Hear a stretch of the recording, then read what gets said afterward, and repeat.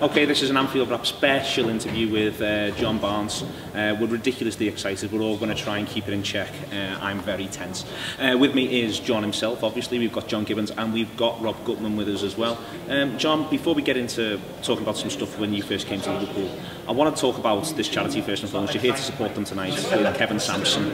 And you're doing, it's a charity that's about getting young people doing things, and I think that's fascinating. It's not about just some sort of outward help, it's they're actively being active in the community. Yes, it's only because a friend of mine, Maureen Sinclair, who was heavily involved in film and television years ago, she's involved in this charity, and I did an interview with her, as Kevin did, down in Birkenhead, just talking about, as you say, getting kids active in the community to do things. And then she said to me, do you want to do an audience with John Barnes? I think that Johnny Vegas was doing, I'm not sure. So I said, yeah, sure, why not? And of course I know Kevin well, so I won't say I'm actively involved in the charity. No. But obviously she's asked me to come along and do this for the charity, so I'm only too happy to do so, because I do like to talk. Well, you do like to talk, and that's one of the things that this charity is about, telling stories. That's what it is. It's getting people to understand, young people to understand their lives, the issues, and some of them are radical issues that affect them, through telling stories, and that's what you're here to do tonight. And it's we forget how important that is, and it's hard to teach children how to do that. They learn it innately, but getting them to do that in a structured environment, it can only be a good thing. Yeah, it's a very, very simple thing to do, because we all have a story. And nobody's story is more interesting than anybody else's. It depends on the way you tell it. So, of course, you know, being in the public eye, and if you look at a lot of which I'm not one, by the way, celebrity. If you look at, you know, what goes on, people assume that because you are a celebrity, you have led a more interesting life than a lot of people. But some of the most interesting stories come from very normal people. So if kids growing up feel that they haven't got a story to tell because they aren't a celebrity or never likely to be a celebrity, they couldn't be, you know, further from the truth. Well, what I want to talk to you about, what we've got you here, is within that is not the obvious stories, at least not to start with, about your time as a Liverpool player. I want to almost touch on the more social side.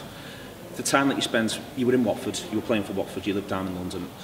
You then, Liverpool want to sign you. What were your perceptions of the city from the outside before you were coming up? I knew nothing about the city apart from, listen, I came from Jamaica when I was, and funny you called the Anfield Wrap, because of course that's part of the Anfield Wrap. I came from Jamaica, and my name is John Barnes. So as much as I said I came from Jamaica, not part of the rap.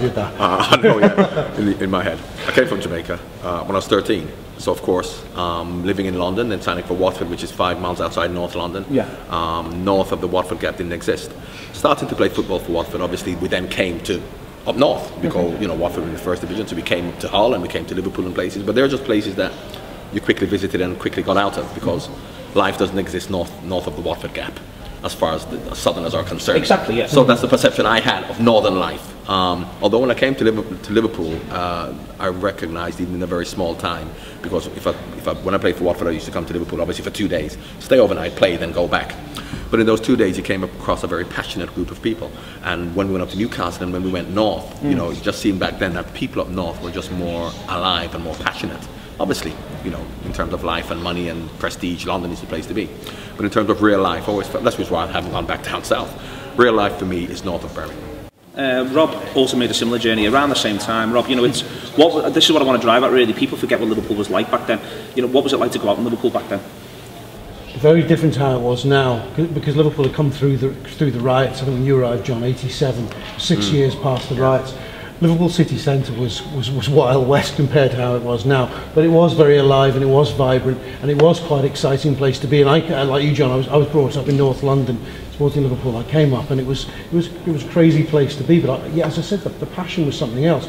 I was talking to you beforehand, Neil, about this, John. I wanted to ask you this.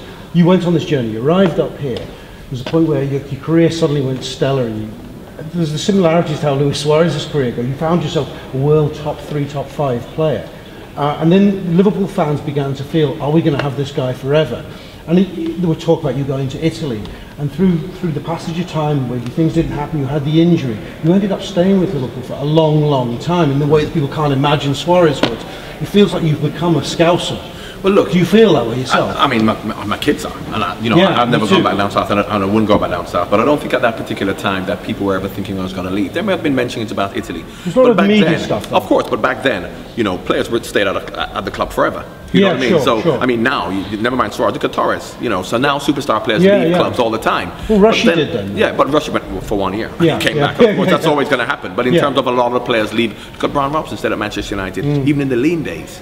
It was more common. And Brian Robson is the greatest player England had, England's captain. Manchester United aren't winning. He never thought about leaving Manchester United. So, football was slightly different back then. But, it's interesting. The interesting thing for me when I first came to Liverpool, because of course you came up, and friends of mine when I started playing from down south came up, and they loved it. They came up every weekend. Even when I went to Newcastle, they would still come up. All my friends were in Liverpool, and I'm like, I'm not there anymore because I'm playing somewhere else. And they're coming to Liverpool because they love the people. The passion was fantastic. Yeah.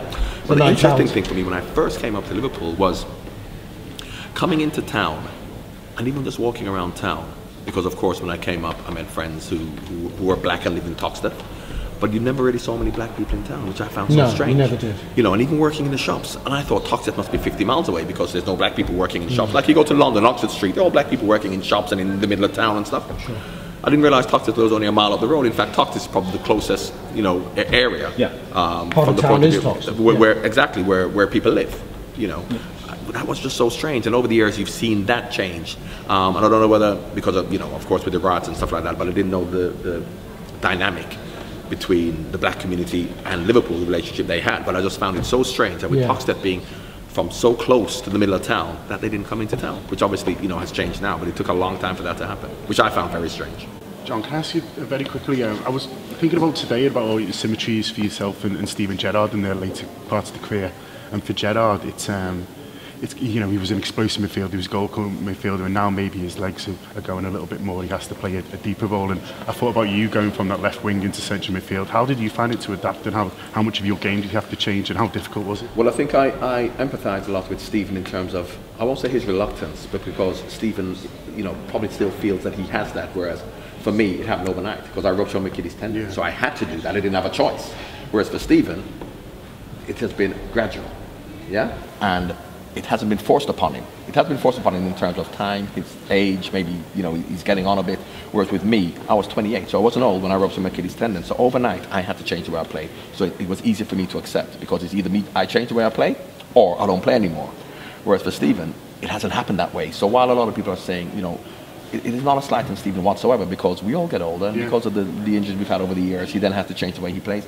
And in fact, Steven is probably been more able to change than I was, because I was never a defensive player, whereas Steven, even in his heyday when he could drive forward, if you ask Steven to play as a centre back or as a defensive midfield player or as a right back, he could do that even in his heyday, whereas I was never that type of player. So I think it would be more natural for Steven to actually revert to being a defensive midfield player than it was for me. So it's just a question of getting your head around the fact that this is probably, and from Liverpool's point of view, this is probably what the team needs me to do more, because if you look at, obviously with Coutinho and Suarez and Sturridge and the wing backs, we don't really rely that heavily now on Steven's attacking impetus, if you like, which we did when it was Gerrard and Suarez. We have enough creative players now for him to really then say to himself, I can now play as a holding midfield player, which is probably where I'm more needed.